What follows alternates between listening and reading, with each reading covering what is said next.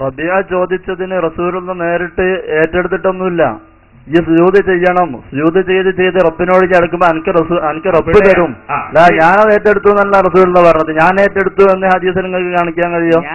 ഞാൻ ഏറ്റെടുത്തോ ഇല്ലേ എന്നതല്ല പ്രശ്നം. പ്രശ്നത്തിന്റെ വിഷയം നിങ്ങൾക്ക് തിരിഞ്ഞില്ല. ഇത് ശിർക്കിന്റെ പ്രശ്നമാണല്ലോ. അവിടെ നിങ്ങൾക്കതിന്റെ ഗൗരവം ഓർത്തില്ല.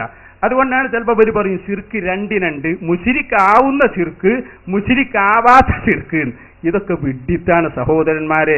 ഒരാൾ കൊന്നാൽ അയാളെ കാത്തിൽ എന്നാ പറയാ, കൊന്ന ആള്. കാത്തിലല്ലാത്ത ഒരു കത്തിലും അങ്ങനൊന്നുമില്ല. അത് നിങ്ങൾ മനസ്സിലാക്കണം. ഇവിടെ റബീ റളിയല്ലാഹു അൻഹു നബിയോട് ചോദിക്കാണ്, അസ്അലുക്കൽ ജന്ന, നബിയെ സ്വർഗം അങ്ങയോട് ഞാൻ ചോദിക്കുന്നു.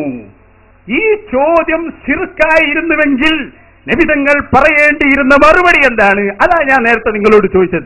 അത് ശിർക്കാണെങ്കിൽ അല്ലാഹുവിന്റെ ഹബീബ് ശിർക്കിനെതിരെ പടപൊരുതാൻ വേണ്ടി വന്നതാ.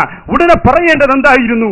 റബിയ ശിർക്കാനിട്ടോ, ഉടനെ ഷഹാദത്ത് കലിമ ചൊല്ലണം, ചൊല്ലിക്കൊടുക്കണം. അശ്ഹദു അല്ലാ ഇലാഹ ഇല്ലല്ലാഹ് വ അശ്ഹദു അന്ന മുഹമ്മദ് റസൂലുള്ളാഹ്. എന്നിട്ട് മുപ്പരി വഹിക്കാതെ ഏറ്റെടുത്തിട്ടുണ്ടോ, ഏറ്റെടുത്തോ ഇല്ലേ എന്നത് വേറെ ഒരു ചർച്ച. അതിവിടെ കൊണ്ടുവരേണ്ട കാര്യമില്ല. ഏറ്റെടുത്തിട്ടുണ്ട്, അത് വേറൊരു കാര്യം.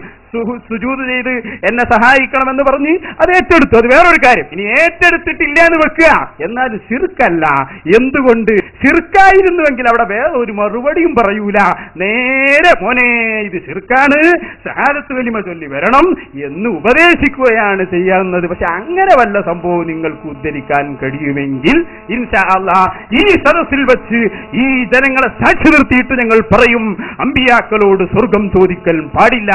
എപ്പോ നബിതങ്ങൾ ഈ റബീഅ റളിയല്ലാഹു അൻഹുവിനോട് പറഞ്ഞിരുന്നുവെങ്കിൽ, കാരണം നബിതങ്ങൾ ആരാ മനസ്സിലാക്കണം. നബി സല്ലല്ലാഹു അലൈഹി വസല്ലമ ശിർക്കിനെ ലോകത്തുനിന്ന് ഇല്ലായ്മ ചെയ്യാൻ വന്ന നേതാവാണ്.